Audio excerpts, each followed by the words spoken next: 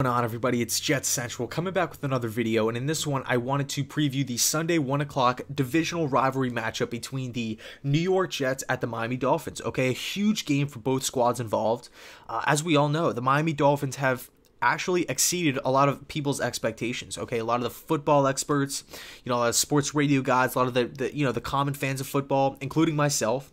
I was one of the people that I was just a doubter of this Miami Dolphins team.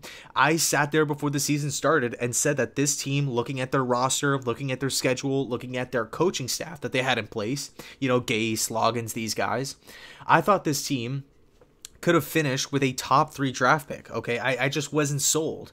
I thought that the Dolphins had a lot of key departures, such as Jarvis Landry and Ndamukong Suh. Jay Ajayi is another guy, and center Pouncey. I thought that was going to be a huge loss, but the Miami Dolphins have actually proved a lot of people wrong, as much as I hate to say that. So the New York Jets are heading down to Miami. Huge game. I mean, obviously we have the Jets-Dolphins rivalry. Everybody knows Marino, those crazy games back in the 80s. Monday Night Miracle, one of my personal, probably my #1 favorite game of all time, the Monday Night Miracle, or it's that 2010 AFC Championship game against the Patriots. But nonetheless, the Miami Dolphins and the New York Jets rivalry it goes back years and years and years. So every time these teams play, there's always a little bit of bad blood. There's always that little bit of an extra edge to win the game. And I think I'm not saying this because I am a Jet fan, but I think this game can be won. I look at the Week 2 matchup between when Miami visited MetLife Stadium, when Miami mopped the floor with us. Okay, they just kicked our ass. I thought that game was lost due to due to Todd Bowles not making any halftime adjustments. Okay, the Miami Dolphins had a basic offensive game plan going into that game, throwing short, throwing screens, letting their athletes or getting their athletes in one-on-one situations on the outside and giving their guys a lot of room to make plays in space, okay? And you saw that, and you saw the Jets defense, they had no idea what was going on throughout the whole time, the whole game. They could not adjust. And Adam Gase, I guarantee Adam Gase was probably sitting there at, midway through the third quarter, saying to his offensive staff, saying to his offensive players, this team is not adjusting. We're going to just continue to do the same exact thing we've been doing all game. And that's kind of how it went. The Jets did not capitalize on the opportunities that they had, turning the ball over late in the red zone and then throwing the pick. Back Sam Darnold throwing that pick in the back of the end zone, that was tough, So this Jets team, I think they're going to come into this game a little bit more seasoned, right? A little bit more mature than they once were, during Week 2. I think it's going to be a really good game. I know a lot of people right now are looking at this Dolphins team and they say that this team's really good at home, which they are. But I think it's going to be a little bit different. I take a look at how the Miami Dolphins ran their offense when they played the Jets. A lot of bubble screens, a lot of quick slants, a lot of easy, simple stuff that you'd see, very reminiscent of a college football game, a college spread out system. A lot of Ryan Tannehill in the shotgun, letting him make plays with his wheels. Very underrated athlete, dual threat. But Osweiler is going to be starting. Okay, Osweiler is going to be starting this game.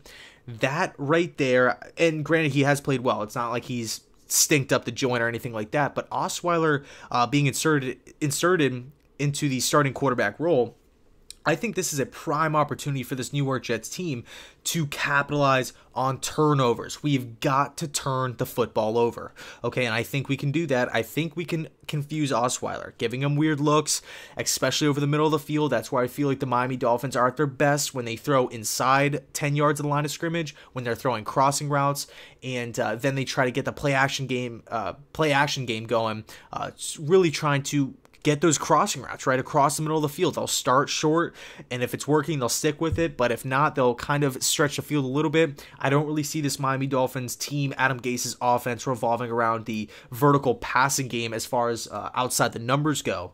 So I think the safeties, Jamal Adams and Marcus May, they're going to have to step up. The outside linebackers, the inside linebackers are going to have to step up in this game because they're going to see a lot of action going across the middle of the field. So we got to try to turn the ball over. I would personally have a lot of one-on-one matchups on the outside, a lot of cover one looks. I feel comfortable betting, putting the house on guys like Morris Claiborne, and even though we're banged up at the secondary position, we don't know if Trumaine Johnson's going to play. Perry Nickerson's a young player. Buster Scream, I thought he had a pretty solid game. And then Darryl Roberts as well. He is stacked 2 fantastic games on top of each other. So I would almost think about riding the hot hand with Darryl Roberts. And sorry, this thing's been giving me problems all week. The board falling, but Darryl Roberts has stacked 2 great games on top of each other. I would look to start Darryl Roberts out on the outside. I would put him on one-on-one matchups. I would give him the keys, and I would put my trust in him, and I would say, Darryl, we're going to need you to step up. You stepped up the last 2 weeks due to injuries. We're proud of you, and we want you to move forward. We're going to move forward with you starting on the outside. I think that's a very good plan moving forward with Buster Scream playing on the inside. So the secondary members have got to step up. And I would put those guys on one-on-one matchups, and I would not necessarily load the box, but I would have a lot of faces, a lot of hats on the inside of the field, right? Inside the numbers, inside the hash marks, making Brock Osweiler's job a lot harder, forcing him to go to the outside, forcing him to stretch the field deep, forcing him to try to target those one-on-one matchups, and really just placing my bet on the New York Jets corners in one-on-one situations. So that's kind of the plan moving forward on defense. And then on offense, I think it's going to sound so cliche, it's going to sound so vanilla, but we've got to establish a run game, okay? Looking at this Miami Dolphins defense, they're 31st in rushing defense. We can run the ball on this team. I know we can. I think Isaiah Crowell has a big game this game. You take a look at the wide receiving core. We got rid of Terrell Pryor, so we're down a man. Robbie Anderson wasn't practicing today. Today's Wednesday, so it looks like we might be down, of our core 4 guys, or what once was our core 4 guys, Pryor, Onunwa, Robbie Anderson, and Jermaine Kearse. I look at this wide receiving core, it's banged up. We're going to be down a few men. So we've got to be able to run the ball. Miami's probably thinking that going into the game. I think they're probably going to have a lot of, they're going to have a lot of men on the outside trying to set the edge, making sure Isaiah Crowell, making sure Trenton Cannon, Eli McGuire, they don't get that outside edge. And I think they're going to stack the box and really have the same game plan as as I'm talking about for the New York Jets defense. I think they're going to try to make Sam Darnold try to put the ball in his hands and make Darnold beat them over the top. Because that's kind of what they did on defense in week 2. Plus, their defensive line had a fantastic game week 2. They just wreaked havoc. They just dominated the interior of the offensive line. Spencer Long, Brian Winters, James Carpenter, they just had their way with them. But the Miami Dolphins defensive line looks a little bit different than what it once was in week 2. So it's going to be a good game. Really excited for it. I'm actually going to be attending this game, so if you guys want to, come say what's up, I'll be more than happy to come, walk around the stadium and, meet you guys. So that'd be awesome.